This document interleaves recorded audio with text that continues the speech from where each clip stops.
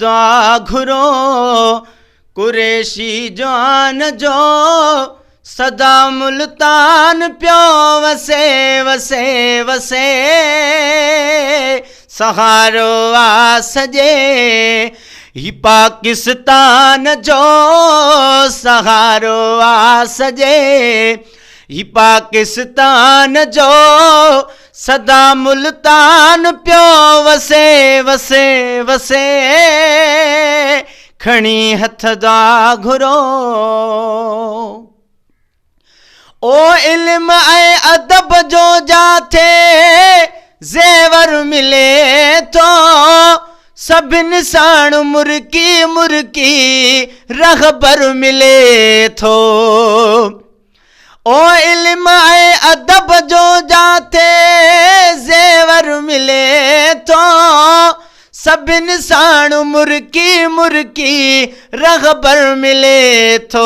केड़ो मंजर दस्या भरे ऐवान जो केड़ो मंजर दस्या भरे ऐवान जो सदा मुल्तान प्यो वसे वसे वसे खणी हथ दा घुरो कुरेशी जान जो सदा मुल्तान प्यो वसे वसे वसे सहारो आ सजे ही पाकिस्तान जो सहारो आ सजे ही पाकिस्तान जो सदा मुल्तान प्यो वसे वसे वसे खणी हथ दा घुरो दीने मोहम्मदी जो हले दर सुथो जिथे पूरे पंजाब का हले सर सुथो जिथे पूरे पंजाब का हले सर सुथो जिथे ईंदी आवाज प्यो मिठे कुरान जो ईंदी आवाज प्यो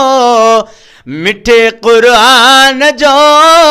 सदा मुल्तान प्यो वसे वसे वसे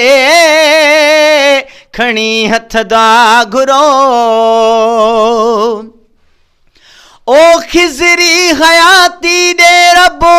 मुझे रहनुमा के अगाए अल्लाह हुसाई मुझी दुआ के प्यो वसई मुल्तान ओ कुरेशी जान प्यो वसई मुल्तान ओ कुरेशी जान अरे खिजरी हयाती दे रब मुझे रहनुमा के अगाए अल्लाह हुसाई मुझी दुआ के ये मंजर दिसा पयो चौहान जो ये मंजर दिसा पयो चौहान जो सदा मुल्तान प्यो वसे वसे वसे खणी हथ दा घुरो ऐ वञा छो न सदके पैजे पिरीला जवाब ता शाह महमूद सोने आली जनाब ता अदा शाह महमूद सोने आली जनाब ता ठरा नालो बुधी तैजे मुल्तान जो ठरा नालो बुधी तैजे मुल्तान जो सदा मुल्तान प्यो वसे वसे वसे खणी हथ दा घुरो असां ते बि कुर्बतन जो हमेशा थींदो वा नवाज़ण बि हाल आख़िर गुलामी ॾींदो वा हा नवाज़ण बि हाल आख़िर गुलामी ॾींदो वा लिखियो ही शेर वा संदन जे शान जो लिखियो ही शेर वा संदन जे शान जो सदा मुल्तान पियो वसे वसे वसे सहारो वा सजे ही पाकिस्तान जो सदा मुल्तान पियो वसे वसे वसे खणी हथ दा घुरो